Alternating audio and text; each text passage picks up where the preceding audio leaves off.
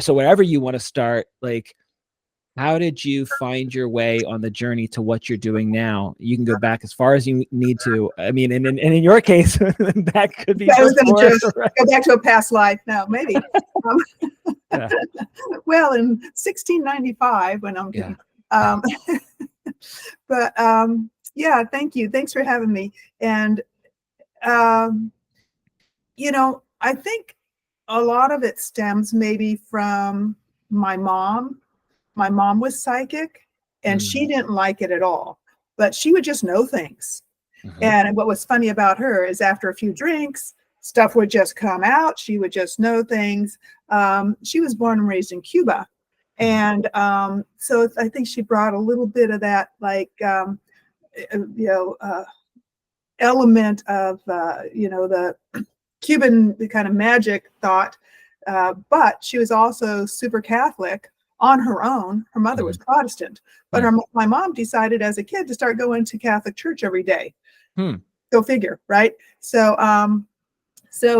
she had card, she would read, like have a more of a card game that she would lay out and do, card readings and stuff. And not a lot, but so I kind of had that around me, and her just, knowing things. And maybe they do often say that you can inherit that.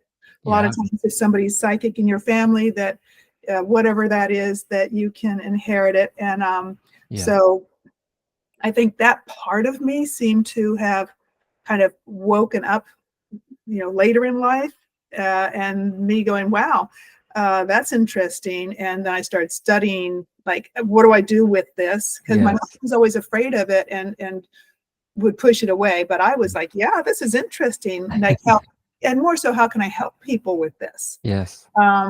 What can I do with, intuitive or even psychic, knowledge that helps people, in particular, say, if it was mediumship, to help relieve suffering, to say, you know what, they're okay, or here's, that it's not what people think. So as far as what I do, my degree's in psychology, and I worked with groups in the Navy facilitating, personal responsibility and drug and alcohol addiction prevention program right out of college. Stayed home, had kids, became a professional artist and art instructor. And in 2012, as they were older, went, saw an opportunity to get trained as a hypnotherapist, which I'd never been hypnotized. But here came the card in the mail, and I'm like, oh, I have the money and I have the time. What the heck? And that was this rabbit hole that ever since then, it was sort of like meant to be. And that was like, where I went, and onward to, say, past life regression hypnosis, life between lives, spiritual hypnosis, and as well as traditional hypnosis. Plenty of people have stopped biting their nails and lost weight with me without having to go into a past life. Right. So that's it in a abridged nutshell. So I have to. So I certainly know what you mean by inheriting gifts. And that is interesting. Did you ever ask your mom about making the intentional decision to worship under the Catholic wisdom tradition when she was very young? What caused her to do that? Why did she do that? I'm trying to think. I should ask her now. Yeah. And Mom, I can't remember a specific reason. She just, as a child, just decided to start walking to the, the basilica there, in Havana on her own every day and going to mass. Who knows? Yeah. And you mentioned that you had sort of an awakening or a realization of your abilities. And I wanted the obvious follow-up is just, well, which chapter in Desiree's life did that happen? How old were you? Yeah. Over the years, I had interest in all of that. And sometimes I'd have little blips and inklings. But I think the biggest event was when my mom passed away. She showed up next to my bed the next morning and had something to say. And to me, I wasn't all that surprised because it was like I was half awake, half asleep, and that's the state, if we get into that, that's sort of the state where these things happen, is in this theta brainwave state. And she told me something, and I'm like, that doesn't make a lot of sense. I had a visual of, what she was telling me, told my sister and my dad, and a couple of days later, it made sense. We were like, oh, there it is. I don't know if you want me to go into the story in particular. Please, you're welcome to. Yeah. Yeah. So it was the day after she died, and I'm laying there, eyes closed, but I see her, if that makes sense, knowing she's not really standing there because she had just passed away, but she looks like herself. And she had these three smooth, flat stones in front of her, getting taller up to about here. She didn't speak, but she did this motion like this. And I was getting something about build me up, and her bed, something about her bed and build me up. And I'm like, what? And I was, the one working on her obituary. I'm like, does she want me to like say good things about her? Like, what is this? Build me up. And I'm like, okay, and then I kind of wake up, and that was, what I got from her that day. And a couple days later, my sister, my dad, and I are at the cemetery, and the guy is saying, well, we have this area over here, we have this area over here, or we have a new mausoleum. And he pushes in front of us a picture of the new mausoleum, and it's a large, sort of monolithic, flat stone structure, looking like, the individual smooth stoned front. And we all look at each other, and we're like, oh, that's these smooth, flat stones. Yeah. And then her bed, like the final resting place. I had to put this together. She wanted her resting place to be in the mausoleum. So this is how, we interpreted that. So indeed, and my dad said, you know what? She was always never wanted to be buried. She never liked that idea. And we're like, oh, well, she was pretty adamant about it, enough to say, put me. So that's where, and also what's kind of funny is that, whenever my parents would move and into a home, she always liked new construction. She used to call houses, if they weren't new, a used house. Yeah. Scar. So she was kind of funny with her idioms, the language, from Spanish to that. So it was used house. So it's like, well, it's a brand new mausoleum. She's top floor. And that's currently now where she and both my dad has passed on since then. But she also came back. I asked for a message from her like about 3 months later for my dad. And that one was much more significant, where I didn't see her physically, but she was more of a energy. And she specifically told me to go to I said, do you have anything to tell Dad? Because he's really missing you. She told me there's a wooden box in the right-hand corner, a note or a card that had pink flowers on it. And I'm like, okay, there'd been a house fire a few years before. And I'm like, where is there going to be a surviving wooden box? Right. Well, my dad, this is what she said. And he said, well, in the storage shed house behind, the fire did not touch that. And there's an old wooden chest with mementos and stuff. We go in there. I focus on the back right-hand corner, and I find a letter that has a border from 25 years before with a border of pink flowers on it that she'd written to my dad when he was on a business trip. And it had been returned to sender. And what's it doing in this chest, right? And I pull it up, and he and I both look at each other like, it's here. We found it. And the second half of the letter was all about the day that they declared their love for each other, and how it was like the sweetest ever. Yeah. And I'm like, here you go, Dad. It's kind of like awesomely eerie, right? That, how would I know that? I didn't know this letter existed. My dad didn't remember ever having seen this. Right. And it's in like old family photos and albums and everything. And there it was. So, so when those things happened, I was already on my path to studying and trying to understand. But when that happened, I was like, okay. And then of course I have many other stories, but those specific ones were like, okay, how do I improve this, harness it, and know exactly how to deliver this and help other people to find, some comfort. Mm-hmm. So that there's that area of of communicating. And like I said, I think maybe before we start recording, it's like how, like, my brain couldn't possibly know these things on its own. So it's not brain chemistry, it's something beyond our understanding. Right. Something that we don't have the empirical tools whenever we run clinical research trials, and we Oh, want yeah. to validate, and which is fair enough for folks who are listening to this conversation or watching, and maybe have heard claims of this nature before and are dismissive of it. I mean, again, I told you also before we went on air, like, my training as an IFS guy, I see skeptical when someone is embodying their skepticism. I view that as a part of them. Really, I actually like to conceptualize the parts as spirits. I don't know that you don't need to take that next step, but for me, for whatever reason, like, me as a little 8-year-old boy, like, he's real, he's in me, but he's Yes.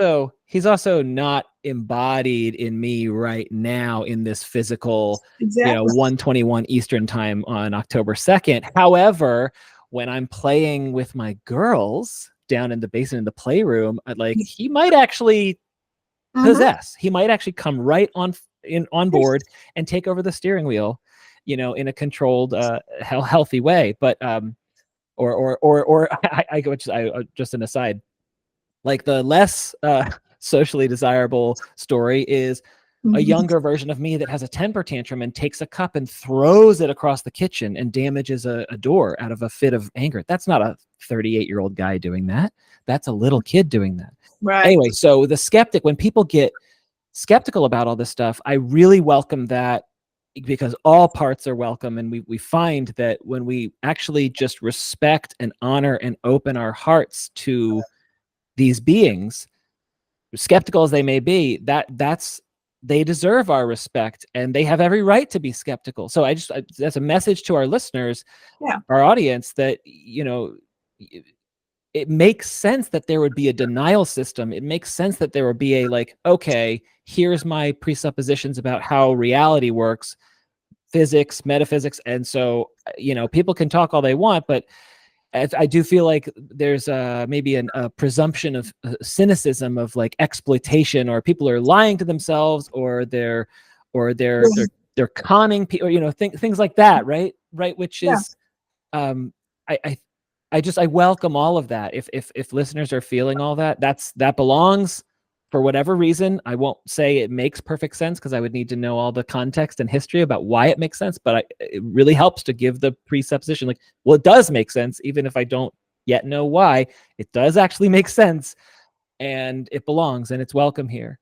And so that's actually, I think, a key point in our conversation about whatever we end up talking about here.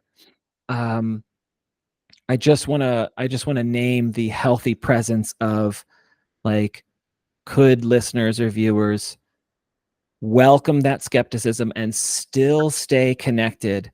Like, the line I like to use in IFS therapy is, what if we were to run an experiment, which is very, scientific language, but it's like, when I talk to these skeptical parts, when I'm in clinical sessions, I ask the person, can you ask this logical guy or gal, or this free thinker, this skeptic, would they be willing to just open some space? They just can half step to the side. Would they be willing to run an experiment, and in data collection mode, start with data collection instead of coming forward with our theories about why that's not real or couldn't possibly be true? And lo and behold, when the skeptics and the logical intellectual types, when they give space, then people now have access to be able to experience something that they wouldn't otherwise have been open to. Great way of putting it. And when you talk about the IFS, the way that I've represented that to people sometimes is archetypes. Mhm. And that we are all of us have these major archetypes, and they're part of us. And sometimes they get pushed down for whatever reason, because there's a part of us that it just is, the major one. And there's part of us that for some reason, sometimes, maybe as a kid or something, was, like poo-pooed, or like, oh, come on, stop it, you're being childish or whatever. Right. And so we kind of delegate that one to the basement of our personalities and our Right. thoughts, and they're not allowed to express themselves, while the other one's like, shut up. That's right. And so there's that integration that kind of has to happen, like, letting the whole family come to Thanksgiving dinner and get along. Mhm, mhm. Yeah. Without having the fight, and somebody has to be in charge if they know you can't be here. It's a really interesting thing. I like to talk about the macrocosm, microcosm, that's even within ourselves. It's very much a representation of society too. Mhm. That when we don't like what somebody else is saying or doing or whatever, there's this like, make the space, so that you can hear them, even if you don't agree with them. And so what you just said is an excellent example. I love how you phrased it into, even within yourself, to phrase it in a way that can be heard and accepted as, and like, can we just explore this in a way that you're open to, Yeah. like, Well, what would happen if we measured it? right. Well, therapists in training are always being taught, no matter what the modality is use the client's language. And Yeah. so if you just use the skeptical part's language, Mhm. right? Let's collect data. Yes. You have every right to be skeptical. And usually it's fear-based. And this is Yeah. one of the golden questions in IFS is, what are you concerned would happen if you did step back? Or validate it. Does it make sense that there would be some part of you that would be scared about all this weird stuff? Right. Yes. And just validate the part that feels fear around it. Mhm. Right. A lot of it is about losing control. Yeah. Like not knowing everything, especially Yes. when someone has that skeptical over, like, well, if this is true and I didn't already know this, then there's a threat to the ego. Yeah. You What know? else could be true that I didn't know that could get me when I'm not expecting it? Yeah. Yeah. Yeah. Oh, Absolutely. So anyway, I had that just in the top of my notes, just yeah. a message to the skeptics. And I wanted to ask you, you mentioned being an artist. My lovely wife is an artist, and I just wanted to ask you a little bit about your experience and when did you discover that about yourself, and how do you integrate it, or how are you embodying your artist these days? Wherever you want to start with that. Yeah. So, I think a lot of us, we already kind of knew as a kid, like there's just this innate thing, right? Whatever that archetype was popping out and saying, I'm in charge here. Mm-hmm. So,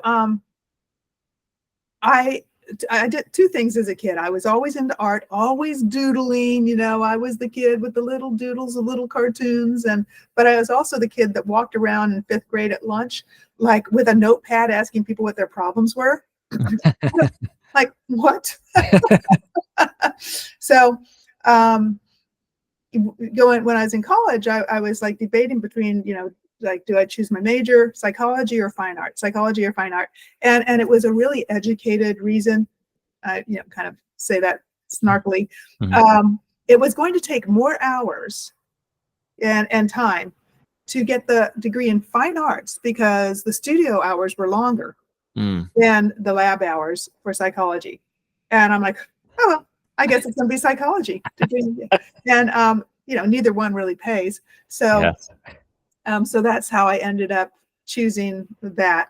And as I said, I was working in that field right away. Then when I had kids, I had the luxury of being able to stay home with my kids. Mm-hmm. And I was like, well, what can I do, that as a kind of a part-time thing, that I make my own hours, and started taking more art classes and stuff like that. But then becoming a professional artist, ended up teaching fine arts, and I continue to teach through the local community college part-time. So it's fun. As producing I have not done as much unless I have a commission or something like that. And I do all Right. sorts of stuff. I did begin to integrate healing arts, like I have some programs out there floating around, that like on Humanity Stream, I have one about a personal mandala making. Mm-hmm. And the idea that you can use this as a meditative tool or intentional tool, and you can make as many as you want, and it's just kind of fun anyway, right? I've run classes on where I would do a guided meditation, and each week we would do a guided meditation on whatever, and then people still kind of in that state go ahead and paint, and that was a lot of fun. That was a lot of fun for especially the people that are stuck in the representational box, that they found that they were doing things they never did and really started to have fun with that. So art, the healing arts, using art as a meditative tool, and that sort of thing is it's people love it, and I love helping people do it.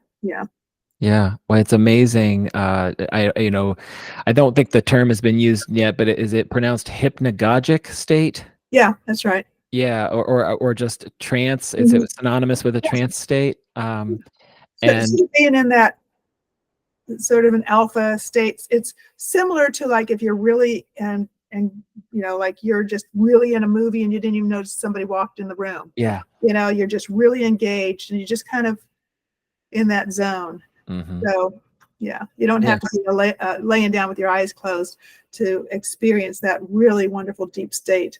And express, like when we talk about art, just when you're in that state.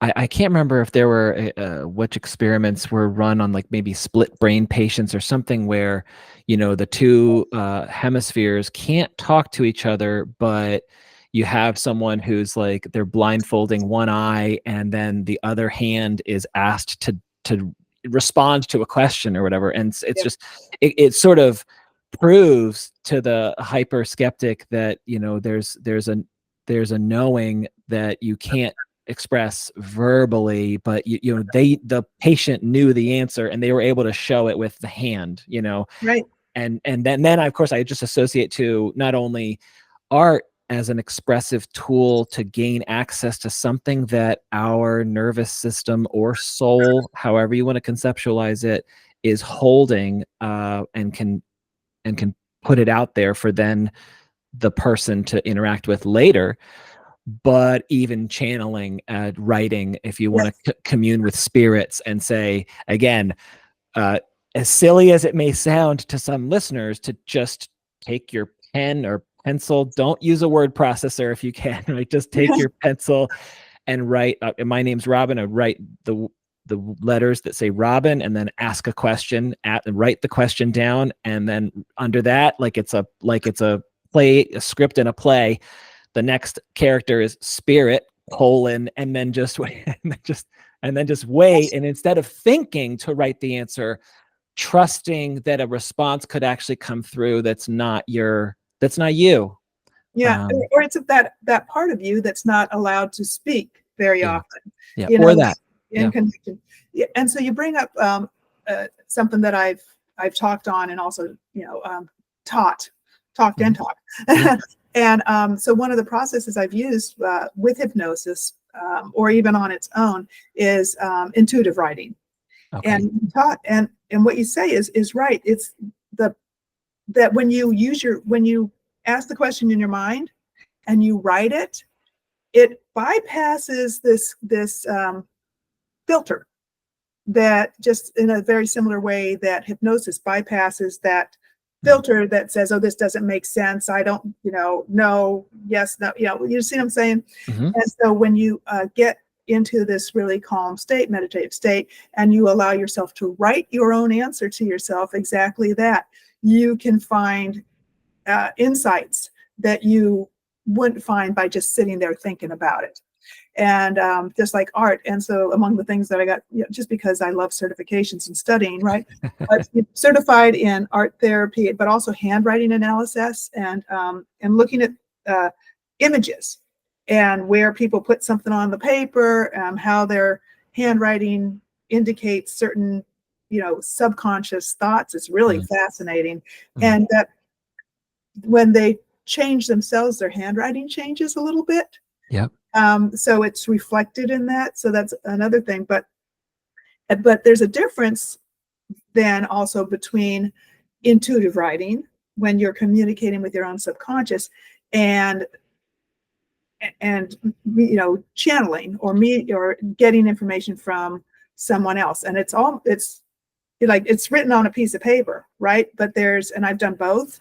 So, and so when you're getting something from someone else, from my personal experience, I'm deeper into a state, and I'm asking spirit, so for example, personal example was, my dad had passed away. We could not get into his computer. Nobody could remember his password. Yeah. And we're like, oh my gosh, so months, like trying to guess what was the password to get into the computer. And so one day I'm sitting, I was, administering everything, and I'm sitting at his desk, going through folders and papers and stuff. And there's his computer still sitting in front of me. And I'm like, okay, I'm going to ask him.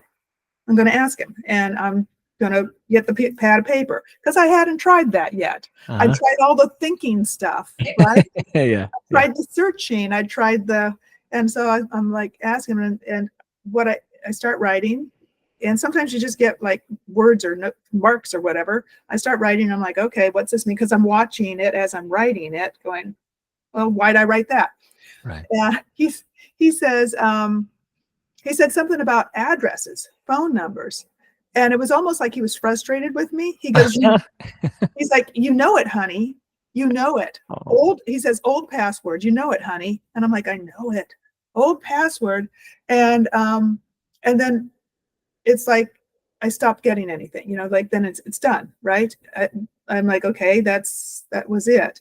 And I'm sitting there going, well, and I look over, and one of the folders I had just looked at and set aside was a folder of addresses and phone numbers. Okay. I'd looked at it, and I'm thinking, okay, I'm going to pull that back out. He said addresses, phone numbers. I'm like, is it somebody's address? Then you know how they have those little pages in front, like those little folds where you can stick cards down in there? Yes. I had not reached in there and looked. So I opened that up. I stick my hand down in there, and there's a sticky note with a password.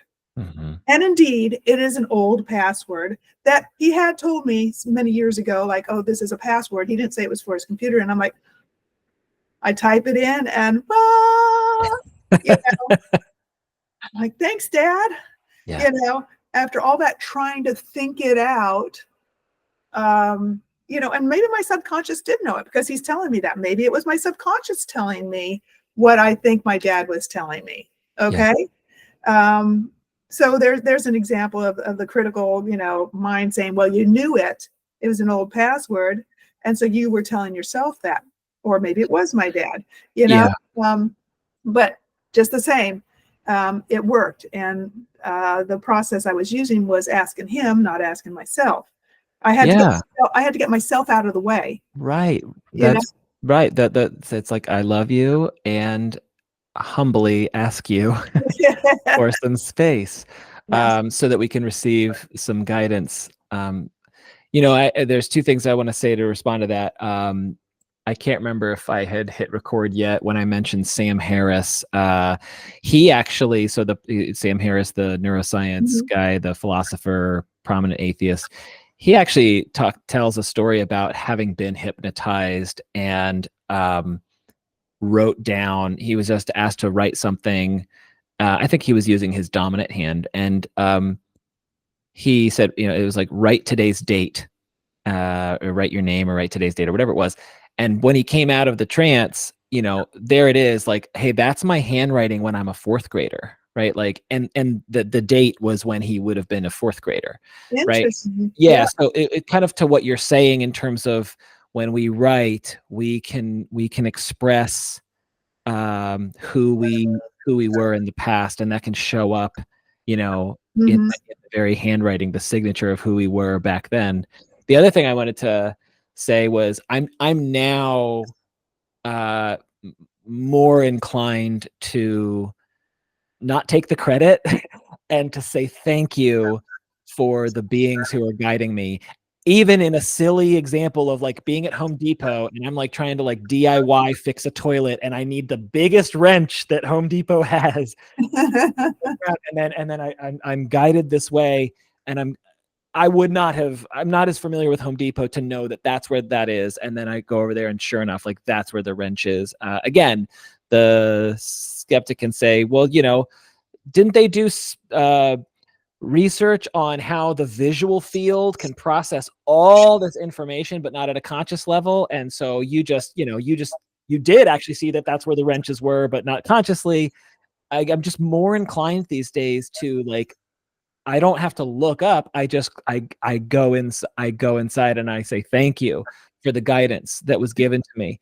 And time and time again, like when I need to find something, like I'm able to, I'm like, my logical self is like, there's no way you could have gone directly there, like instead of like making 20 errors looking somewhere else, but you just went directly there and you got it. And I say, I'm like, thank you to whoever guided me.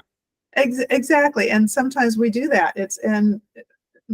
It's like you say, there's a metaphysical side to just saying, I give it up. Whoever, whatever energy, whatever's out there, I'm going to let you help me. Yeah. It's okay. It's okay to give up control. And I think that's a lot of it, that to allow ourselves. And when I think of hypnosis, for example, when I'm putting someone under with the induction, I tell them, you don't have to try to do anything. There's nothing for you to be trying to do, because the trying just gets in the way and they're consciously efforting to go under. And I'm like, just let it go. Your only job is to allow yourself to just let go. And like, especially with, the skeptic, somebody who, or someone who's afraid I'm going to make them cluck like a chicken, or whatever, that you have to trust who you're working with, that I'm here for your best benefit to do exactly what you want to happen and help you have that come forward. Yes. Like what kind of job would I do if I just, everybody that leaves here clucks like a chicken, I wouldn't have any more clients. Well, I mean, they've been exposed to that cultural component of like stagecraft and shows. It's like, there's a difference between, hypnotizing and hypnotism and clinical hypnotherapy. Yeah. So there's hypnosis, there's hypnotherapy, but I also point out, if somebody and those are willing people that get up on the stage, they're not like, just like, I have you not plants. Yeah. They get up, they want to be hypnotized, they want to have fun, they want to be in the show. Okay. So they've already said, yes, I want this to happen. And that's the biggest thing. Do you want to be hypnotized? Yeah. Are you really here because you want to, and then you want to make these changes? That's the next big thing. But if you've seen a stage show and the things that people do and the craziness, if that is that easy with a stage show, think how amazing that, the power of hypnosis can be in a therapeutic setting where you want to stop smoking, or you want to, eat more healthily, or you want whatever it is that you want to change in your life, that consciously, no matter how hard you've been trying, it's just not happening, So it's like, I love it. It's like a magic wand. And, you bring up the, we had been talking about like this whole past life thing, like, talk about allowing when someone's interested in that, they're interested, they have to allow that concept to come forward to, whether it's, and I often say, whether it's true, whether it turns out it's a true event or not, right? You're getting this for a reason. This experience that you come forward with is for some beneficial reason, and that's for you to figure out. And then we usually process. It's just, once you get in there and, get up there, actually, I should say, it's not so much getting in there, it's getting out here. There's a lot of good information and, possibilities. I wonder if you could tell our audience the difference between a clinical because you're both. You're a hypnotherapist and a transpersonal hypnotherapist. So what's the difference between clinical hypnotherapy and transpersonal hypnotherapy? Yeah. And when I talked about going to get trained, I believe this was a happy coincidence or a synchronicity, because like I said, I'd never been hypnotized, never gotten into it, never even thought about it. But the option I saw that came in the mail, because I was a member of the Edgar Cayce Association for Research and Enlightenment. If anyone's familiar with Edgar Cayce, you can go look him up. He was an American prophet and healer. He would go into trances and know what to do to help someone heal. Fascinating person. And he opened a center, and he's long since passed. But so this card came, and they were having a training. And I didn't know who was doing that. I just went, oh, okay, get hit. Sounds good to me. So I signed up, and it turned out that the organization that was doing the training was the National Association of Transpersonal Hypnotherapists, which I've been a long time member. I'm on the board for several years with them now too. It just turned out to be the right fit, because they incorporate both clinical but also transpersonal. So to that, the answer is clinical is, like here and now, very concrete, current day behavior change, thought change, that sort of thing. Whereas with transpersonal, we incorporate the spiritual as well. So we may call in, depending on what the person wants. So we can do past life regression, spiritual hypnosis. Life between lives is a fascinating process where you go to that space before you're born. And what was this soul contract I made? Like, what the heck? Why am I here? Did I sign up for this? And what's fascinating about that is that process came about. Michael Newton was studying some people that took them back to this thing, but they didn't know each other. These people, like, no reason for them to have, but they had all similar stories about this, what is it, liminal space, this place, this experience, that there were actually sort of like steps you go through, and they all described these same steps, not always in the same order, but there's, again, one of these things that's like, well, that's weird. It's like near-death experiences are also similar. Yeah. And so it's like, okay, that's interesting. Anyway, so incorporating spirit, the going outside the box of like nail biting, cigarette smoking, and also encompassing the great beyond, as it were. I see. So clinical hypnotherapy, you're going to be dealing with Robin Smith, his tax, social security number, his bank account, his address, his life. Transpersonal is, well, I'm a being, and as a being, I happen to be really good at storing information that precedes my incarnation in this body. And also just incorporating. So if you have a spiritual belief, for example, bringing in that spiritual belief. So if someone is, Muslim, that we could say, would you like to bring in the power of Allah to support this change? Or, Christian, do you have a God, or do you have a particular saint, that you is part of your, life, or angels, or whatever, and saying or your guides, do you have guides or animal spirit, whatever it is, if someone has this, that we can bring in that idea that we are asking for their support around whatever change, or that this energetic beings can come and also support whatever the person's working on. And if you think about it, like you said, going into Home Depot, it's sort of like that. It's sort of like, what, you're not alone.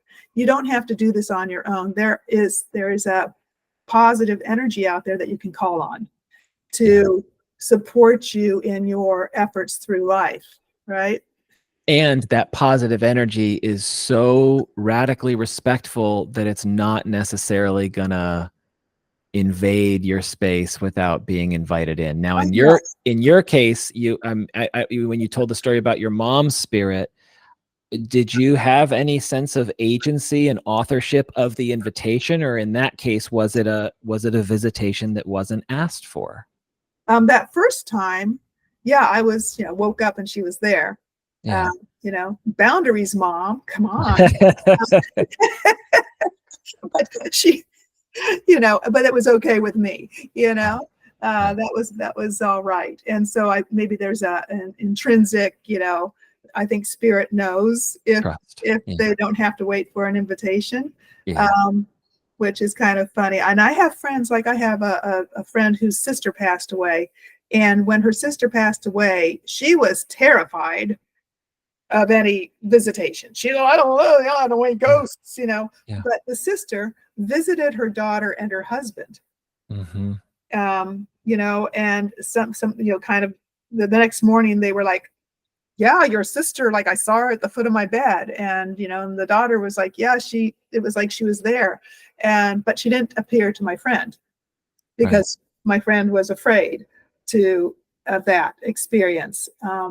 It's spirit knows. And you talked about like, the 8-year-old child who's in you, but not in you. Yeah. And when I try to explain the idea of spirit, like it's not like, and of course some people think, okay, everything's in your physical body. And when you're dead, your spirit just kind of goes away. And I compare it to, say, a glass of water.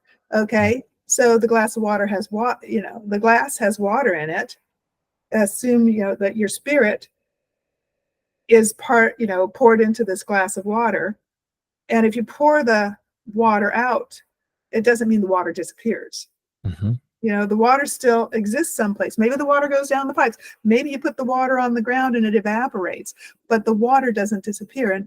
And with even physics, there nothing disappears. It just transforms. Yeah. And so for those cynics, like that, if there's some sort of personality or spiritual being part of us, like it there's another way of looking at it. It doesn't just go away. You just don't see it anymore. It's transformed. It's not in your 3D reality. And I compare it to wavelengths of light.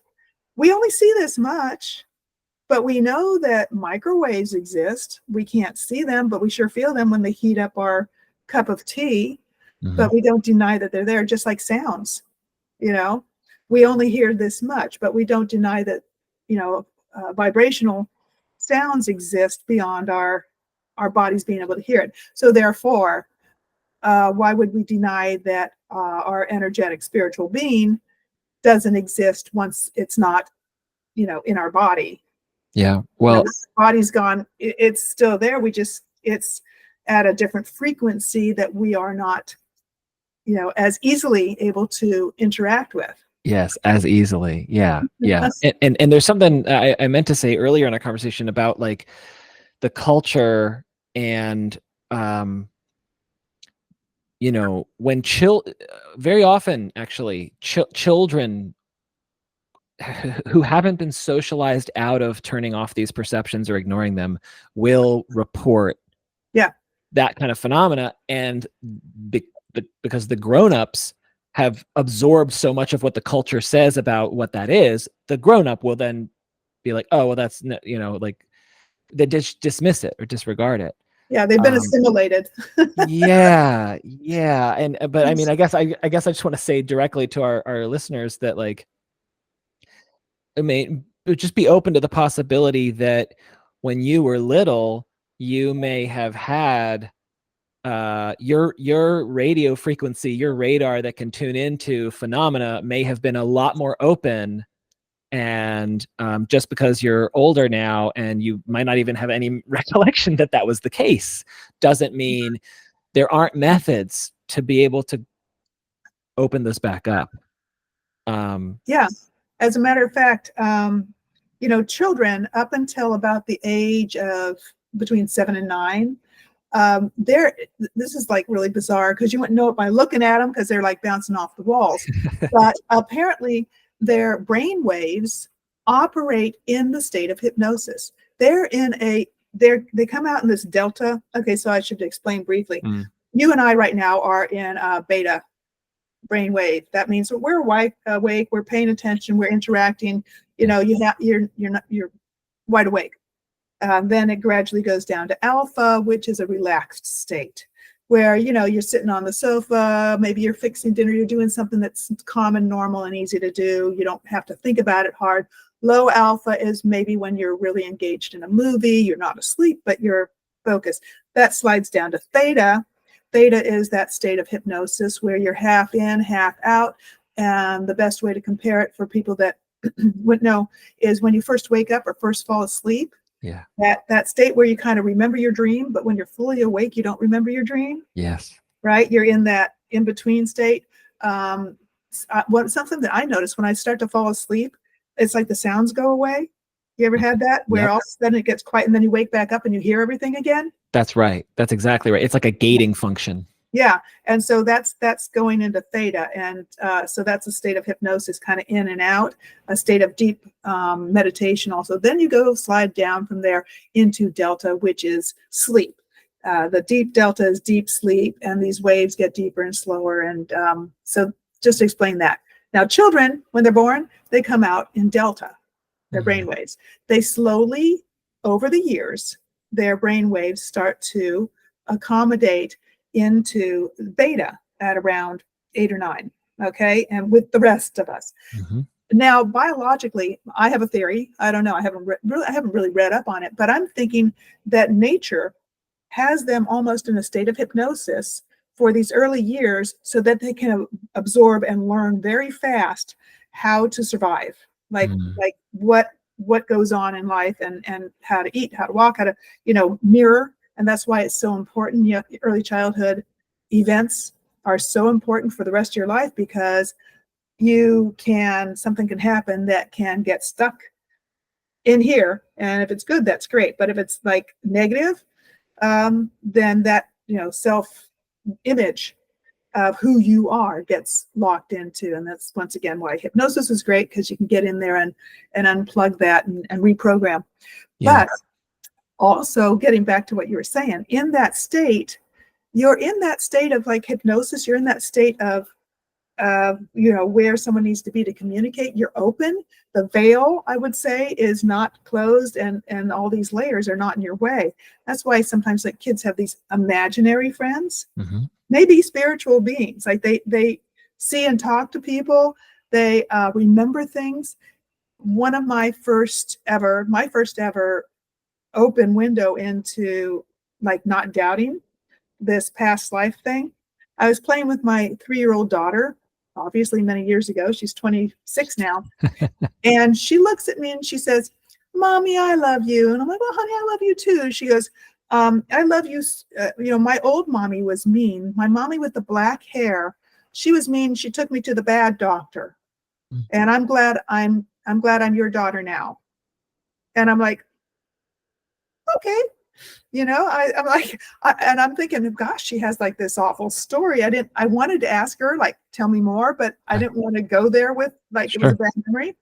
But I'm like, what old mommy? I'm like, oh, well, I'm glad I'm your mommy now too. Yeah. And we went on with playing. And of course, now she doesn't remember that, other than me, us telling her the story of her saying that. And where she wouldn't have gotten this from anywhere. She's 3 years old. She wasn't like watching. It was just, she had an old mommy, took her with the black hair, took her to the bad doctor, whatever that was. And so at that point, I'd never really thought, oh, past life, I don't know. But then I was like, well, then maybe there's, my own daughter says it to me, maybe there's something to this. So that's, kids will know and see things and remember past life experiences because it's not closed off yet. Yeah. And to your point of having, and I think this is also really important, is like, it's easy to dismiss until it happens to you. Yes. And then it's like I was raised Episcopalian, and when we take our family goes to church, there's a saying in Christianity. It's probably not just only in Christianity, but the idea of taste and see for yourself. And so it's this invitation to experience it for yourself, because it does seem unbelievable. But when it happens to you, doesn't mean you can't dismiss it and deny it and say, well, that was something else. Mm-hmm. But sometimes people have experiences and they're just like, well, there's nothing I can say except that's now undeniable. Right. You know? And it's so funny when you talk about going to church, so many people that, well, it has the range. Some people will say, oh, that's the devil. If they're, into their religion, that's the devil, it can't be anything unless it was this. But what's so funny about religious people denying this actuality that there could be past life, it's like they're going to church and they're talking about this guy that came back from the dead. Yep. Okay. Yep. And appeared to people and talked to them. And the miracle of the resurrection, like, he didn't in that instance, it wasn't like a new life necessarily, but he rose from the dead, and that's cool with them, but not past life. Right. that was Jesus. That was different. Or miracle healings that there's absolutely no explanation for. But they don't believe in like hypnosis. That's scary. Or certain things that. But that's kind of my point about, that's like, if you're curious about whether what Desiree and I are saying is true or real, that's the beautiful thing, is that I like, I years ago I'd be like, I like the Buddhists because they're just like, just go in and see for yourself. We're not proselytes. We're not knocking door to door. It's just go see for yourself. Go see for yourself. And so I just, for that to give a little more context to that, is, I did a meditation where a deer, actually, it's funny, while we were talking here, you might have seen me like looking over, a deer just came right up to the front yard. And yeah, I guess we live in a neighborhood where it's just calm enough for them to, we don't put like fertilizer or pesticides or whatever. They just come up. But in my meditation, I was visited by a spirit guide who was a stag, this buck, and they communicate telepathically because the deer is not going to move its mouth like a cartoon and use English language. But the message was very clear and it was undeniable. During the meditation, the guy, actually, there was a fox and a deer. The fox showed up later. It was the deer first, then the fox. The fox didn't talk to me at all.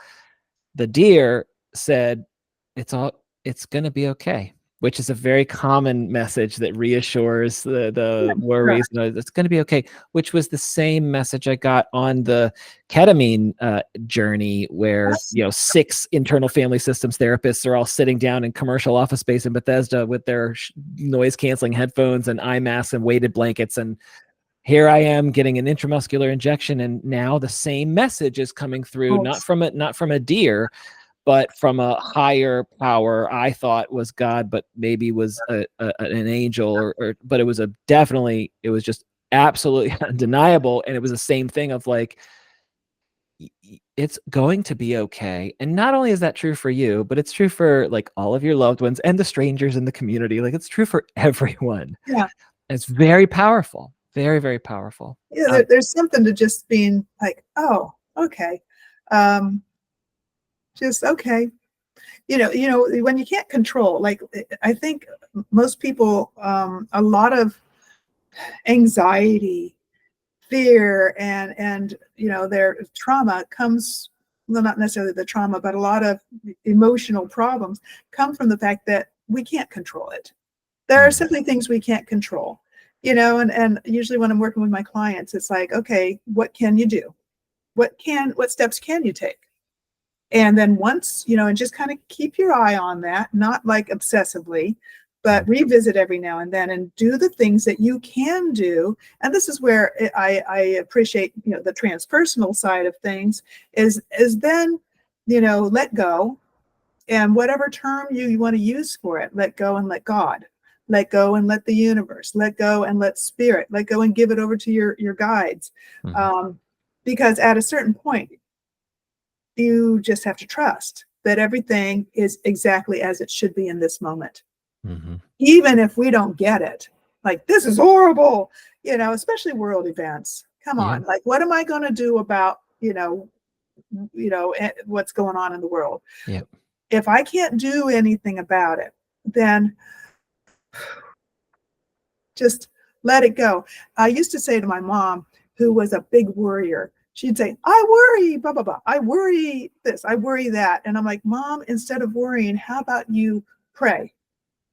How about you say, or even take the step further, just say, I am grateful that this is all going to work out. Shift it. I pray for a positive outcome instead of worrying about a negative outcome. If there's, I believe there's an energy that kind of goes out there, and the more that worry, fear, and anxiety is out there, and this is a whole nother show. Yeah, it is. It creates an egregore. Yes. I love that word. It just sounds like it feels. That there is this sort of, we can all have experienced like a heavy energy, that can permeate and just kind of grow like the blob or something. Like, some of these horror movies where you see this green dark smoke, spreading through the city and people go wacko. Sometimes it feels that way, but the more we can dissipate that and let it just go instead of hanging on to that fear or effort, like I talked about earlier. You can't effort your way out of other people's behavior or world events. You cannot effort your way out of it, but you can simply allow it to, literally go to the light. Like send that someplace else where a higher power can do something about it. And or if you don't believe in a higher power and you can't do anything about it, just let it dissipate into the nothingness. Like, just let that go, And that's hard for beings who want to cling and hold on to. Yeah. And it's hard to, and it's hard to surrender to divine flow when the rockets came and blew up your child. Yes. It's very, very hard in the midst of all that. Oh, absolutely. Fear, stress, negativity. By the way, we should define egregore. I have a feeling that most viewers and listeners don't know what that term is. Yeah. You want to go for it? No, you go. Okay, well, my understanding of egregore, I love it. This is why I said before we started recording, I was like, I'm so excited to be talking to you, and I'm not surprised that you would reference egregore. My understanding of an egregore is essentially it's like a tulpa would be a being that you can manifest in spirit world as an individual, and an egregore would be just a group of tulpas. It's essentially it's like a mass hypnosis. It's like when you're at a comedy club and everyone their sides are splitting because there's an energy in the room that is permeating everything. Or if you're at the airport and the flight keeps getting canceled and the whole family is cranky and grumpy, it's a presence that can possess more than one person at a time. That's my understanding of an egregore, that kind of phenomena. Does that track with your understanding of it? Yeah, it pretty much. And like it has that window of possibilities of being an entity or being an energy. But it's sort of like this energy that can be fed by thoughts. And those thoughts have some sort of an energy, and they kind of can permeate the energy, or the ether, as it were, and influence others around you. And like you say, and I kind of compared, like you walk into a room, and many people, whether you're a skeptic or not, have walked into a room and kind of gone, okay, this doesn't feel right. Yeah. Or you walk into a room and you're like, oh, I feel very comfortable here. Yeah. Right. Or even people, you meet somebody and either you feel very relaxed and at ease with them, or you meet somebody and you're like, okay, that's not an egregore, but that's that feeling. That's that sense of, and it can be, it can spread. So when we talk about riots or something, for example, there can be this egregore that gets fed by the anger, and the more anger that people are feeling, the more it spreads, and then you get, violence, right? Mm-hmm. Versus, say, a peaceful protest where people are, feeling like, okay, I'm just sending love and thoughts for unity out there, that this is about peace. And then you actually have you can have the same huge group of people with a peaceful smile, and a happiness and smiles on their face and feeling of community. With the same, it could be the same group of people.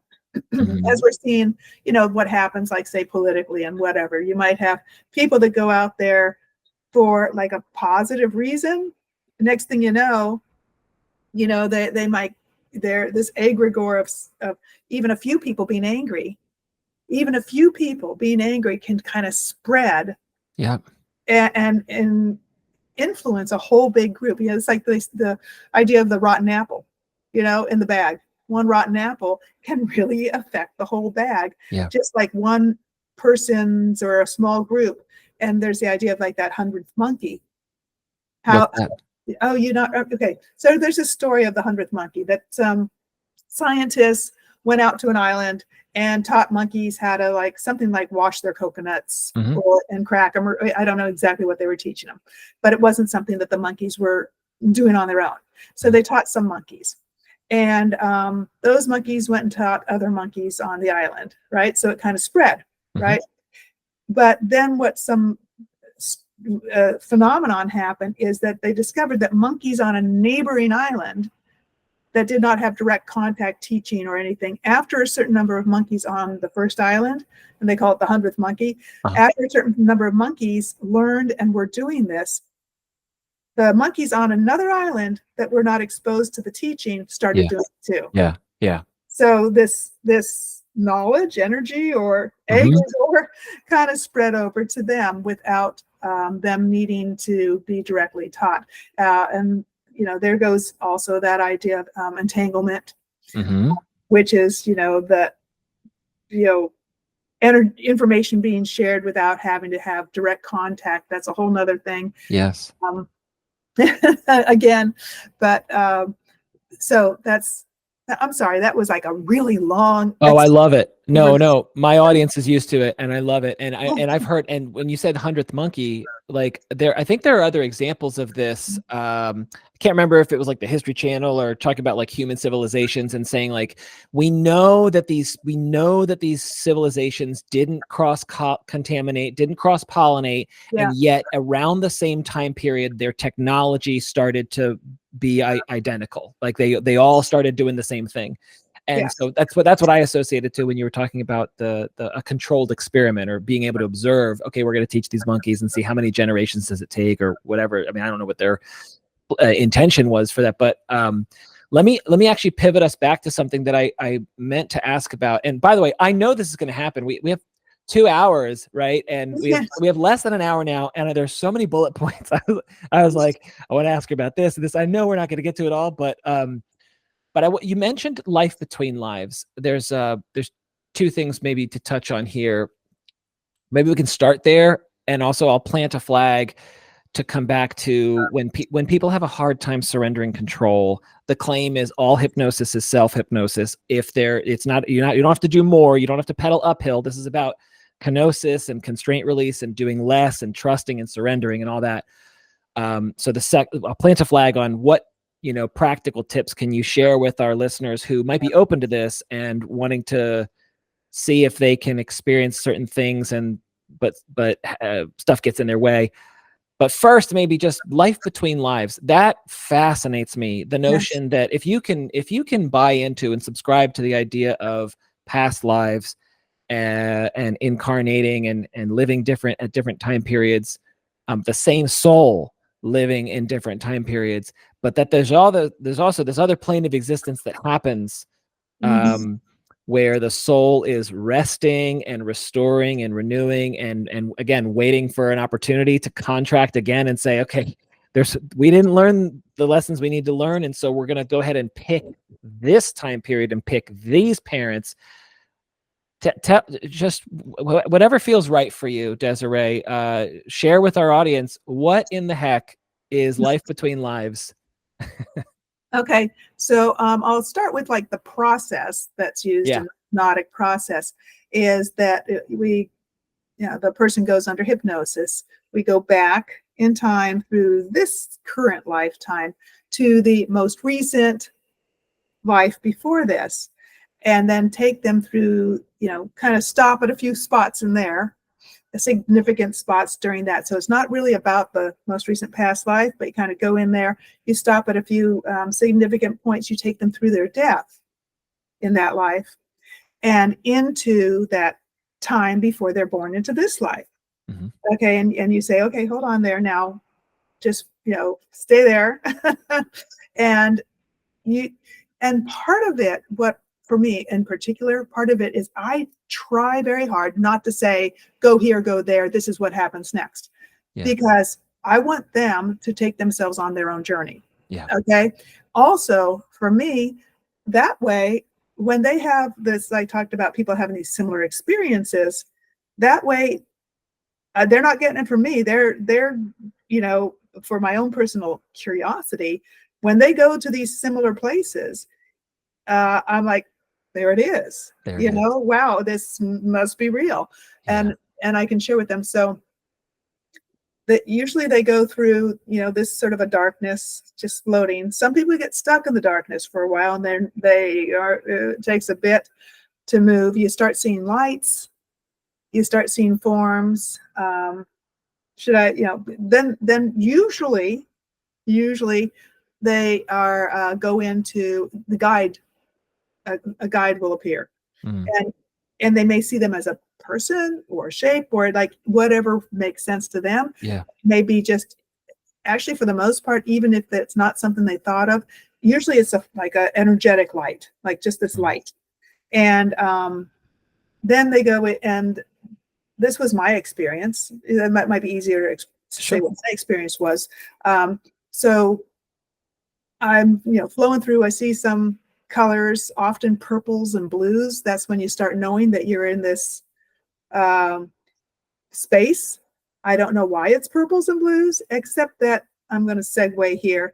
If we think of the chakras, yeah, and those spots, we've got red, orange, yellow, green, blues, and when we get up here, we get into when your third eye and all that is this indigo, purple, and then way up here you start to get into the white light.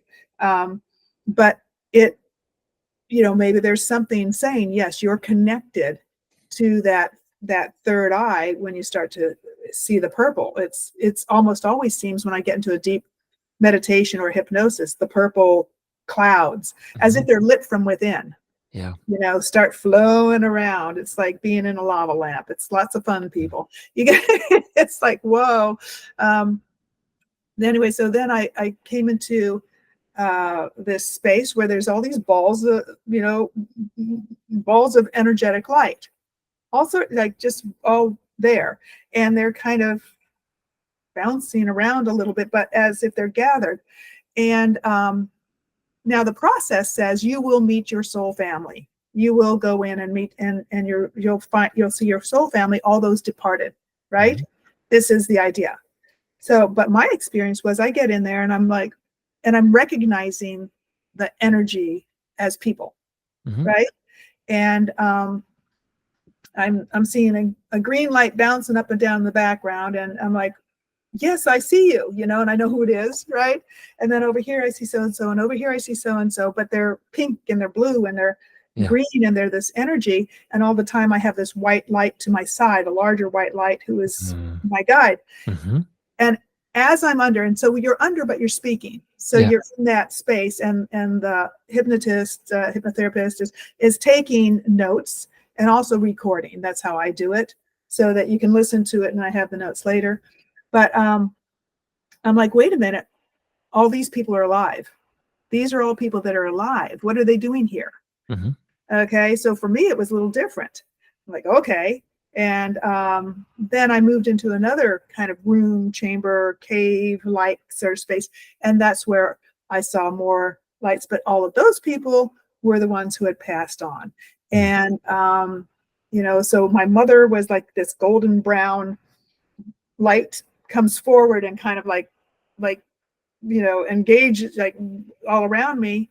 I was a blue light. Mm-hmm. Ball. I don't even know. This sounds crazy, right? No, it doesn't. It doesn't. And it's also, in my view, it's natural for much of it to be ineffable, to put it to articulate it, for people to get, but yeah.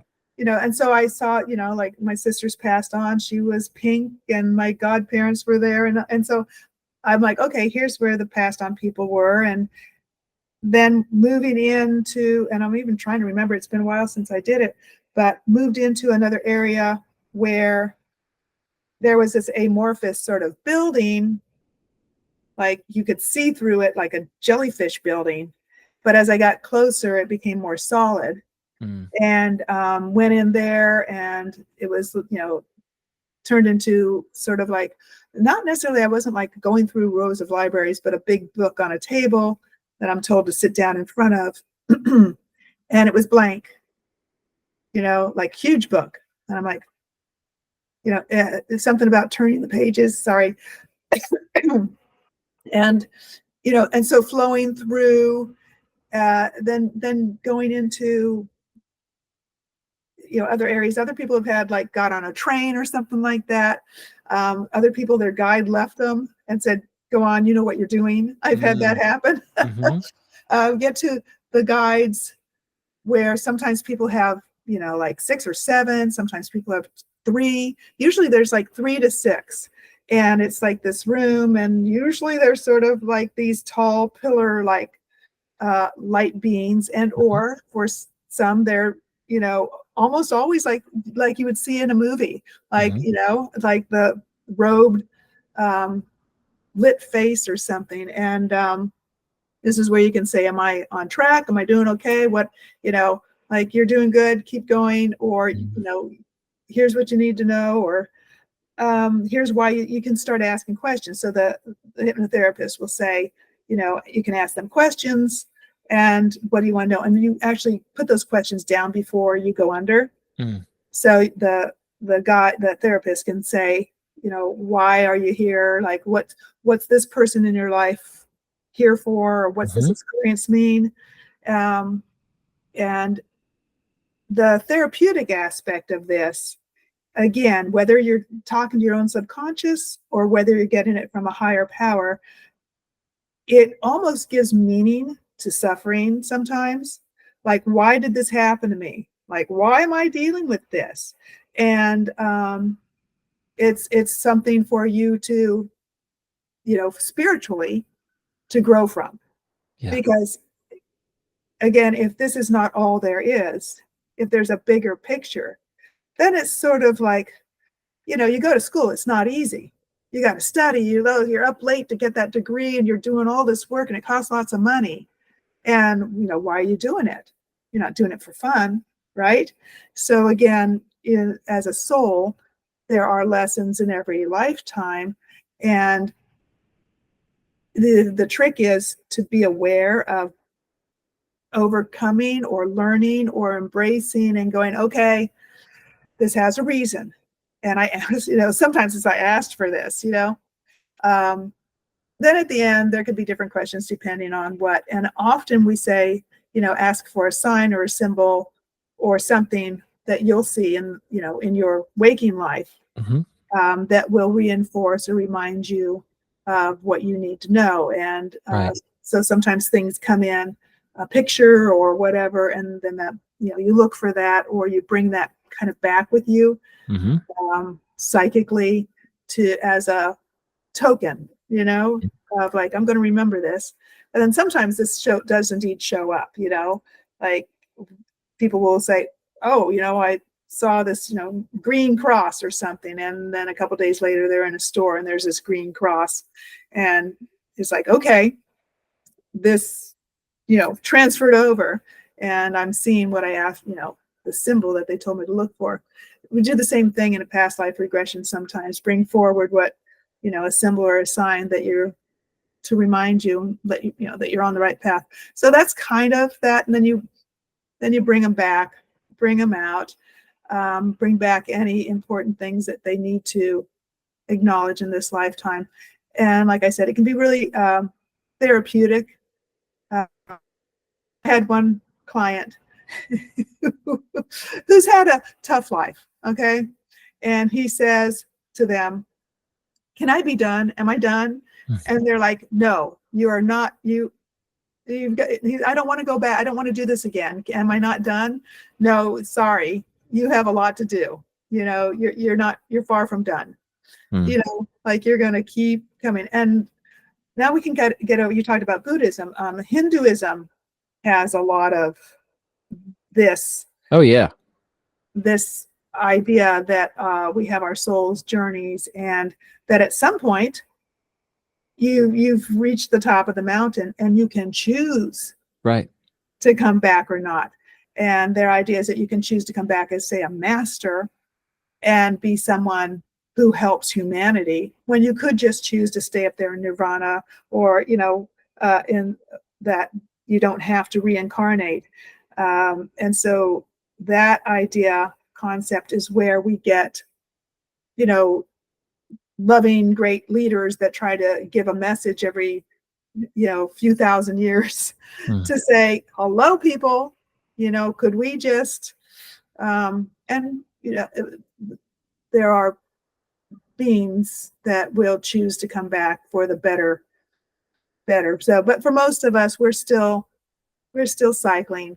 And I see it sort of as a you get, some of us drop back, some of us repeat lessons. And that's why past life regression, when someone's having a hard time and they feel like they have a pattern that they're not breaking, they don't know where this is coming from, they might want to go into a past life regression. Where's the source for this?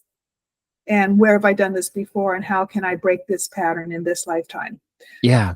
So it's fun. It's interesting. It's deep. And yeah, you definitely have to be open to a bigger picture than just this, grain of rice on the beach. You have a grain of sand on the beach, grain of rice in the bag.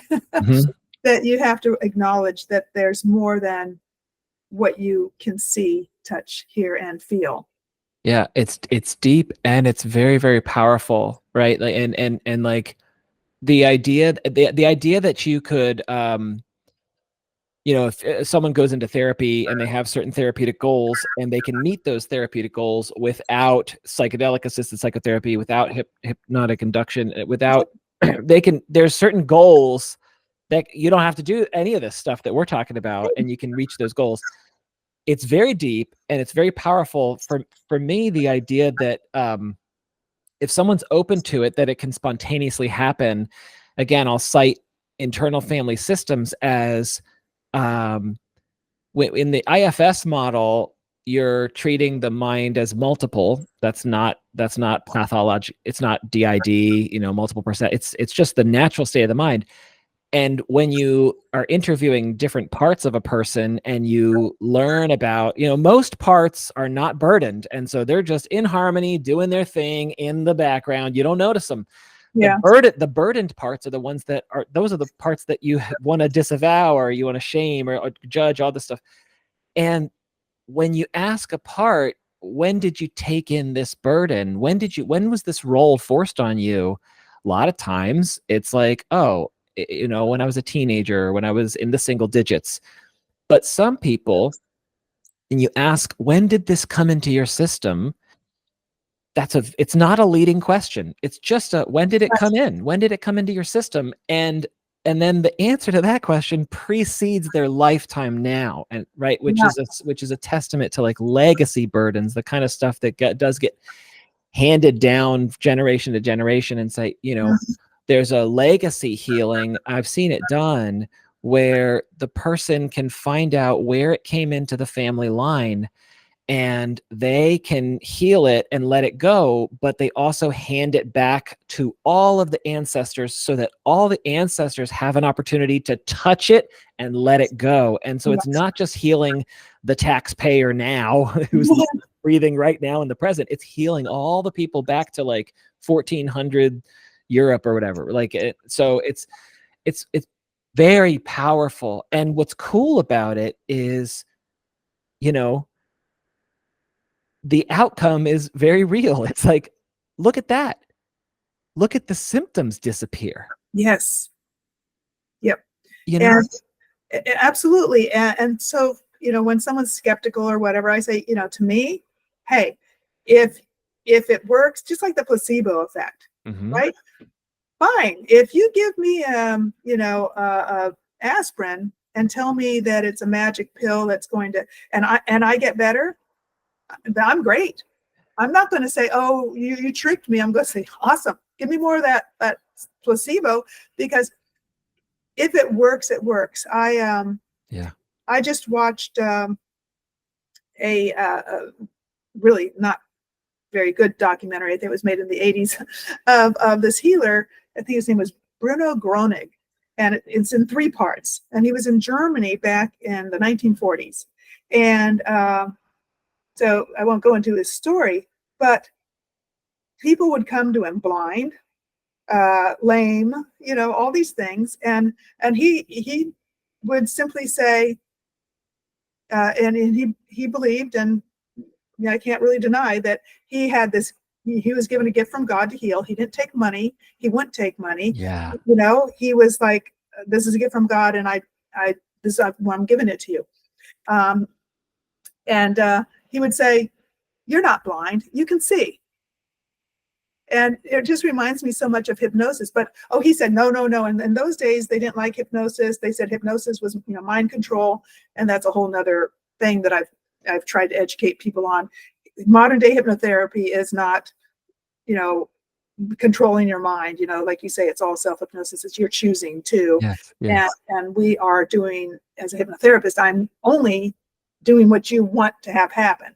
I'm not controlling your mind. I'm not taking your will away. So I had to throw that caveat in there. If anyone goes to watch the thing, he's in 1940s going, oh, no, not hypnosis. But it just reminds me of hypnosis, or NLP, neuro-linguistic programming. You simply, some people, they don't trust themselves. Yes. To be able to do it themselves. Yes.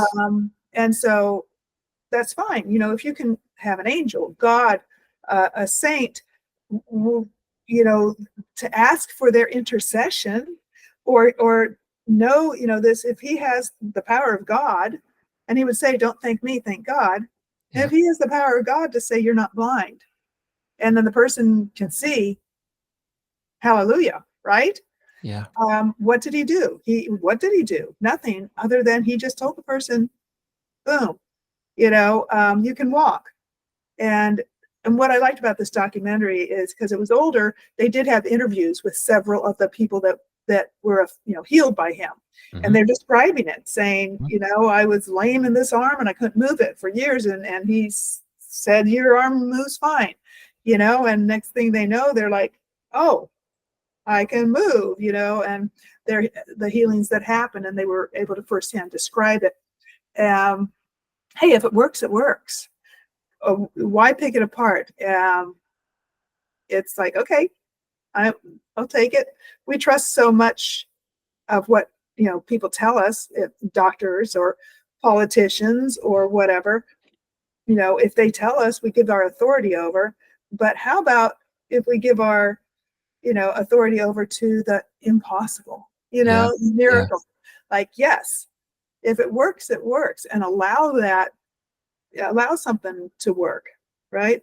Yeah. And again, people aren't wrong to associate to hucksters who are actually right. That it's like, just think about our species, not in a optimistic or pessimistic, cynical nonsense, but just think about our species. Like every occupation is, no one's immune from corruption, and of course the humanity has greed teeming throughout it. So yes, there will be people who are going to exploit it. However, that doesn't erase or negate the reality. And again, the thing I like is that you could have the clinician and the client who are both being like, yeah, I don't know, this is all fucking horse shit to me, and they still can get the results. They can, even if they don't believe.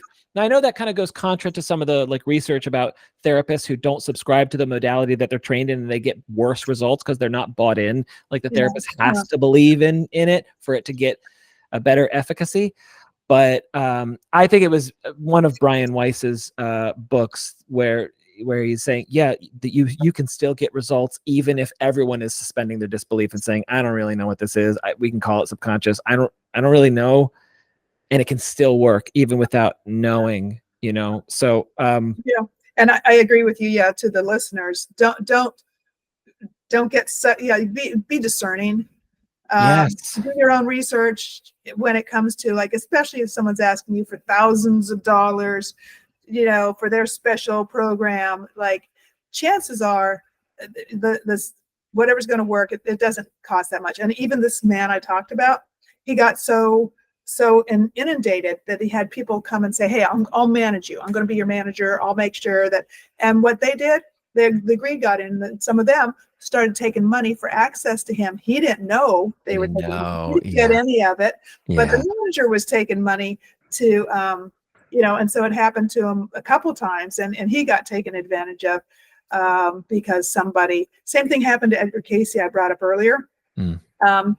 He had somebody going in there, and while Edgar Casey was in trance, asking him for the results on horse races. Right. What? Of course, it's Back to the Future too. Marty McFly. There's always going to be somebody who wants to take advantage of someone who is trying, sincerely wants to help or do good. And if they get too well known, then someone's going to go, oh, there's money to be made off this. And unfortunately, then we think of people like that maybe honestly had some sort of power, but then they go to the dark side or whatever, and get weird. I'm thinking, like, what's his name that used to be, was it down in Brazil, somebody of God, what was his name? It turned out he was a child molester, and oh no, I don't know. And he was famous and friends with all the people that that new age healing types, and people didn't know. And we've seen our share of those TV ministers. Like, there's this one guy, he's weird. I saw a video of him drinking somebody's blood the other day, and he's all Christian. Now his blood is in me. And I'm like, okay, that's fine. To your point though, be discerning. And I remember, maybe it was Brazil, it could have been another South American country. One of my former guests, Robert Falconer, he put out a book on IFS, A Porous Mind and Spirit Possession, and references this guy that most Westerners don't know about, or certainly most folks in the United States don't know about him. But he was like a postal employee, but he was known for doing the healings, and he never charged anything. And that really, to me, is like, it's like a not metric, it's like a data point, but it's like an indicator of trust. It's like, I'm not here to gain anything. Not only that, I'm spending the resource of my time. And look at the long line outside of my door of all the other people who I'm not charging, and who you just go ask them about the results. So that's, for me, that's a great indicator, is when someone's not charging. By the way, it doesn't mean that healers who do charge are also, because I'm talking about you and I. It's like, we've got to pay our bills. We have to pay our bills. Not to mention how much money it costs to be certified and trained properly in everything we do. Yes. So there is that difference. And there are some people that will say, oh, well, if you have a healing skill, and then the question is like, well, doctors have a healing skill, and should they not charge? That would be lovely. I would sign up, But yeah, there's a practical, but even in my own business, I see stuff out there, and people are, okay, I doubt any of my colleagues are going to be really picking this interview apart. But I kind of bristle at when someone comes to me after they've maybe consulted with somebody else, and they're like, oh yeah, this other person said it was going to take 8 sessions and $8,000 for me to overcome this. And I'm like, you know what? Let's do 1 session, see how you feel. You want to keep going, then you come back and we'll keep working on it. But I don't do anything like forecasts. You're not going to be okay unless we do this.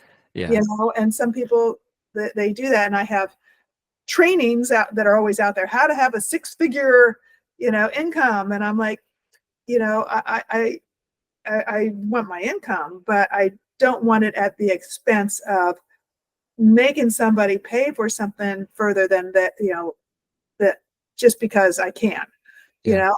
My goal is to have them have results as fast as possible. Yes. Instead of telling them, oh, you got to come back or it's not going to work. Yeah. Yeah, that's. Let me ask you, because there's only a short list of questions I could probably get away with asking you before our time is up, and I also do want to talk about your book before we get to end your show. But before we get to that, so there's two questions I want to flag here. One is, well, maybe it'll be quick. What's your perspective on dreams, whether it's daydreams or REM sleep as measured by people's like Apple Watches or Whoop straps or whatever? Like when people are in REM sleep for a nap, for the long sleep, what are dreams from your perspective? Yeah, I know, I don't think I've had any that have really stood out or that I remembered. I know there are those that have dreams of prophecy, dreams that come true. Visions. They'll have a dream and then it happens. Okay. My personal experience with dreams has been more representational of what's going on in my life in metaphor and symbolism. And sometimes I've had a dream and I'm like, what was going on there? And one insignificant one, I was in the water and I couldn't see what was going on and it was dark and I'm swimming and I get on a pier and then I'm all wet and I'm holding a book and somebody shoots me and the book stops it, saves my life. And so I'm like, well, that was, traumatic. I go and I look up, what's the meaning of water? What's the meaning of darkness? What's the meaning? And so all these things made sense for stuff that was going on, in my life. And I was going through a really hard time. But the book in particular stood for knowledge. And the knowledge, knowing something saved me, and that was like, I'm like, yeah, because I knew this, or because I know this, I'm protected from, more injury. And I thought, oh, so it all kind of made sense. So that, like, I see a lot more metaphor and then sometimes it's just, I don't know, but I know a lot of people that do dream, I have friends that in the business and they do dream work and they really get into it. And so for me, it's just not something I've quite, gathered and fathomed. I've never had a prophetic dream, but other people I do know have. Some people have the same dream over and over again. I've had clients that say, I just keep having the same dream over and over again. And so, for example, sometimes in hypnosis, we'll go and say, what is the source of this dream? What is this? In hypnosis, somehow you can get these answers that you go, why am I having this dream? Consciously, I don't know. Get in hypnosis and get some answers as to what's this mean? Does this represent anything in the past, present, or future? What's it telling you? And then you get answers. Yeah. For now, anyway, if you were to ask me that question, I would just say my view on dreams is it's communication from the spirit world. I don't know.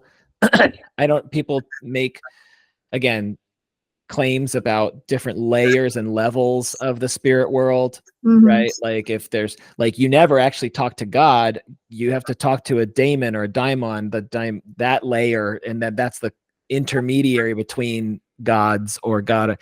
So if there's like 7 levels of higher vibration and different planes of existence, it's all jury's out for me because I haven't tasted any of that directly.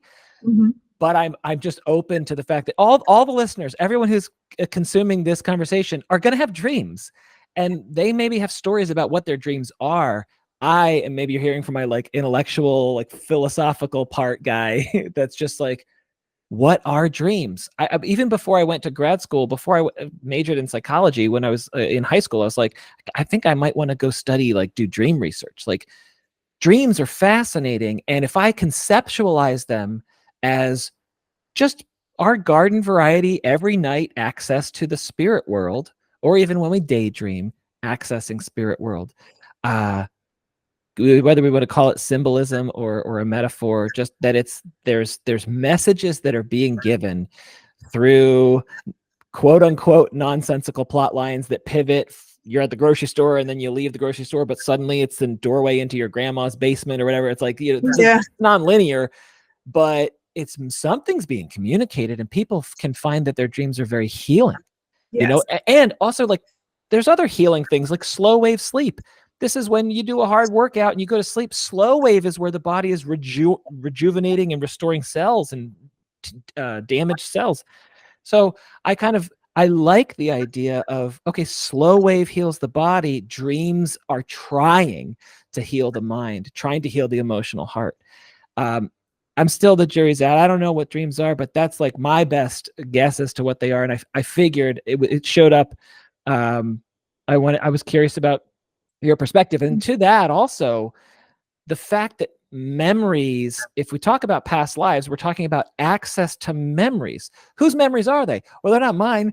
They're the person who's going into trance. They're their memories. Those memories are not attaching to Desiree. They're attached to the client. So they're their memories. Okay, but the memories are not stored on the hard drive. But they're stored in the cloud. in the cloud. Yeah. So I feel like I'm inviting you to get nerdy with me on this, but again, honestly, we don't know. But I'm curious about your perspectives on how do you think about memories that can transcend lifetimes? What are memories? Yeah, isn't that interesting? I'm going to slip right back to dreams. Sure, please. While you were talking, two things did come up of dreams that when my maybe a few months, maybe 2 or 3 months before my dad passed, and my mom had already passed, he was having dreams about fixing up a house for him and my mom. That he dreamt that he was, painting and putting the molding on and building, a house for them. And my interpretation was he's getting ready. He's getting ready to pass and be with her. And he didn't see it that way. He didn't have that dream interpretation. And I thought, well, isn't that sweet? He's getting the house ready for them to be together. Another one I did have after my sister had passed away, and she was very sick and thin and gaunt when she passed. And I had a dream about her. And, you ever have these dreams where like it's a dream and sometimes they're super real? Yes. You're like, that just felt too real. That felt like I was there. So it was one of those very realistic dreams, like I was really there. And I went to see her and she looked healthy and beautiful. And she's wearing this blue dress. And I said, wow, Karen, you look great. Okay. In my dream, I know she's dead. Yes. Right? And I'm like, wow, you look amazing. She goes, yeah, I feel good too. I feel really good. And I said, well, you're all dressed up. She goes, oh yeah, I'm going to a dance. Why don't you come with me? I have dresses you can borrow. And I'm like, no, that's okay. And so in my dream, I knew she was dead, but she was healthy and whole and happy and quote unquote living her life. And that was healing in that emotional way. But it was one of those super real dreams where I was like, well, that was weird. I visited Karen today, as far as memories go, sliding back into that. I think it's akin to, like I was talking about, just knowing things that you couldn't possibly know sometimes. We have memories of our own lifetime. That makes sense. And sometimes they come up and you're like, why is this coming up? I have that happen all the time. Right. Am I all of a sudden having a flash of remembering something or someone or an event that happened that was, not a significant event, but it'll just pop up. Yeah. From, 15 years ago. I'm like, why? Where'd that come from? And sometimes I'll take the time to go, how is that tied to anything right now? What's the significance? And usually I get no answer. But like dreams, sometimes we have these things that feel like memories. And it's like, is that my memory? Like, why am I picturing a story in my head, almost as if I'm writing a story in my head of something like I could pop up, fiction. I could pop up with a story right now. Where's that come from? Right? Mm-hmm. It's weird, and especially say going into past life regression, it's a memory, but in the past life regression, you're not experiencing it as a memory, you're experiencing it as here and now. So Mm-hmm. you're going back now, you're there now, what's Yeah. happening? Oh, I'm reaching for the teapot and it's hot, and who's around you, and I'm like, look to your left, look to your right, what do you see? Oh, the window's over here, it's open, walk to the window, look outside, what do you see? And look down, what are you wearing? And the person is not having a memory, but they're engaged in that Experience of being in that lifetime again. And the difference that I compare it to from a memory is that when they're in the lifetime, they experience the emotion. Mm-hmm. Also, they experience the inner feeling. Often people cry, or laugh, or they feel the cold air. And it's really interesting that they experience it and I know when someone's not as deep as I'd like them to be, because they start talking as a memory. Well, I saw and Past tense. yeah, and it Yeah. looks like I was wearing this. Uh-huh. And I'm like, no, like, let's go deeper. Right. Step into those clothes right now, Yeah. and often it's surprising. So this like the difference between a memory and experience, when we talk about our memories in this lifetime, you're like, oh, well, when I was 5, I had these red shoes. But in a regression, if I've got someone under hypnosis, I say, go back to the age of 5. And the person says, oh, I'm wearing my red shoes. I'm in the kitchen with my mom. And, what do you smell? Oh, she's making, my favorite cookies. So there's a difference how our brain is interacting with ourselves. Right. Right. Yeah. I mean, how I'm relating to what you're saying is the difference between being on screen and watching the movie, right? Mm-hmm. And if it's a memory, you're watching the movie. If you're transported back there, either in your current lifetime or a past one, you're in the movie. Yeah. And the only difference is positionality, right? Like I'm either in it or I'm watching it, but it's the same experience, life experience. Mm-hmm. And that's also a therapeutic technique as well. Yeah. Put the experience on the screen. You have it turn black and white. It's an LP technique. It's black and white. You got picture in picture. Now what you want to see is small. It's in color. It starts growing and growing. Now you step into it. Mm-hmm. And you do actually guide the person through disassociating from the reality of what they don't want and stepping in to the experience of what they do want and becoming part of that picture. And and again, that like this is nuts and bolts for those people that like the clinical side of things. It's simply going into your thoughts and processing of how you see things and making a choice to experience your life differently. And it doesn't mean you're off in the ozone or the spirit world doing it. Yeah. So it may sound woo-woo, but it's also practical. Yeah. Yeah. All right. We have to talk about your book and your show before, and there's so many bullet points that we didn't get to. We'll get to it in some future meeting. So maybe we'll talk about the book. So you published this Journey to Joy, The Written Path, back in 2017. Yeah. Yeah. Tell our listeners a little bit about the book. So what the book is I hadn't intended what's in the book to be in a book. Okay, so it just was part of a project. The writing wasn't part of a project, but I decided, okay, I'm going to do a book. And I'm like, okay, well, you know what? I have all this writing I did as intuitive writing myself, like we earlier, answering some of my own questions. And it started with, I was going through that difficult time when I was in the dark water and being shot at. I was going through that in my personal life. And there on Facebook, there had been like this writing challenge to write for 15 minutes a day. Hashtag 30 days of writing, write for 15 minutes a day for 30 days. And I'm like, oh, okay, why not? So every day for 15 minutes a day without any intention of like, I'm going to write about this or that. For 15 minutes a day, I would write. And I would just like whatever came out. Uh-huh. And usually it ended up being like me talking to myself and coming up with some solutions or some answers or some insight that I wasn't anticipating or looking for, some reflection. And I do like to write. So it was also a fun way to just express myself metaphorically a lot. And, like I'm in the deep water and I'm, slushing around.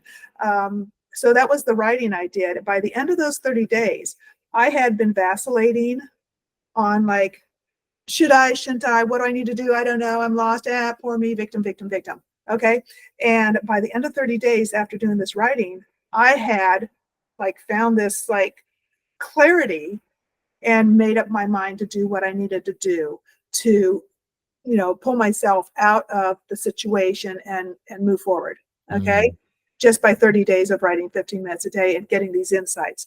So that ended up going into the book, and the different writings I did went into different chapters, one through, I think I have 5 or 6 of getting started, staying on the road. And so I called it a journey to joy. How to, move forward, and the different writings are reflections for people to read and go, well, how's that fit with me? So I just put those writings in there. And at the end of every chapter, I have a questions for the person to write on. One would be, for example, if you're ask yourself the question of whatever it is you're working on, how does your mind answer? How does your heart answer? If your heart could talk, what would it say? Yes. And help them kind of write for themselves, if the same way, but I put bullet point questions in there to help them on each of these steps along the way. And that's why I called it Journey to Joy and the written path. And I tagged it the intuitive writing, program that this is like, and then I used it with clients after I went through that, and I put it in the book and made a program out of it, where actually in the program I put people under to, find that neutral spot, like how they feel about something, getting in touch with like, instead of being up here all the time, how do you feel? What feels right? And follow your gut, follow your heart, instead of overthinking, which keeps you stuck. So that's what the book is about. It's a kind of you can read it, just to read the writings and kind of reflect on it because they're all pretty short, or you can use it as a guide for yourself. Beautiful. Well, we'll put a link to the book. Do you prefer people buy it on your website or Amazon or Amazon? It's on Kindle and paperback. Okay. And then and again, I want to be respectful. Do you have a couple minutes to go over? Is that okay? Sure. Okay. Just to ask about the show. So the show is Intuitive Journey with Desiree. When did you know you wanted to start your show? When that was part of the same project with a group that I was working with the book and then the show. And so I started as a podcast first, but it was also videoed. So I moved it over to YouTube after some time because it was on a different platform.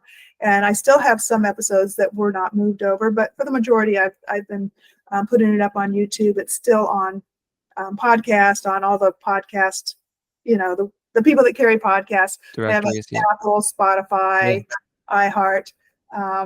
So yeah, go click like and subscribe. It's just for the fun of it. But and because of my own personal interests, I called it Intuitive Journey with Desiree. So it spans from, life coach guidance kind of stuff, philosophical thought processes about, things, life, as well as I do interviews on there with people, or I might also dive into some of these things like past life regression, or if someone is interested more, this is something I want to add to, because I've actually used it a lot to reference people to. I did episodes. I thought, well, I'm going to do some episodes on some of the things I do. And so on there I have, what is hypnosis? How does it work? What is neuro-linguistic programming? Life between lives, past life regression. And I describe my process and how it can be beneficial and how it works. So I actually found I started using those links to give to new clients that have not been hypnotized, to save a lot of time on the intake session. Yeah. So they understand exactly what I'm doing, how it works, brain waves and all that. And it's just like this. It's very casual. And I have fun with it. I have the range of, like I say, the range of topics and guests. And tomorrow, as a matter of fact, you talked about animal guides. Tomorrow I'm interviewing someone who just came out with guidance from Gaia Oracle deck. And she's all about animal guides in there. Each card is an animal. And so it's fun for me to talk to people and have them talk about where they came up with their ideas and, what it means to them and their journey as well. So tomorrow I'll be recording that, and that'll be my newest episode going up in a few days, because I pre-record and then I put it up.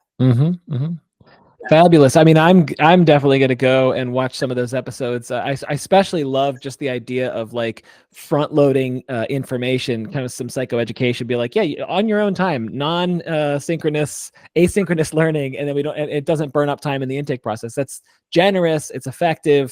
I love it. It's right in the spirit of how I strive to operate. Do you ever do demonstrations on your show? Gosh. Demonstrations. I'm trying to think if I've ever actually had, the thing is finding somebody who wants to be hypnotized on screen. Publicly. Yeah. So if you're ever up for it, let me know, because I don't think I have. If you want to volunteer. I was gonna say, like, in this show, the thing is, the offer would be, because it's not live, it's like we can record it, you can watch it, and then only if all of your parts say yes, we'll release it. And if any part of you does not consent, we're not going to release it, because we want to be radically respectful to the whole person. Well, just put that like blur over your face. or de-identify you and give you a voice filter. Like they do on them, like those witnesses. Yeah, exactly. We'll put a dark ball cap on you and a wig. Yeah. Well, Desiree, I have to say, it's been an absolute delight. What a treat to have you and to spend time with you talking today. Thank you so much for coming on the show. And I've got to plug this collaborative thing I have coming up, because it's with the Wellness Universe. Yes. So when you talked about the book, I am taking part with 24 other authors for an upcoming book out of the Wellness Universe Guide to Life.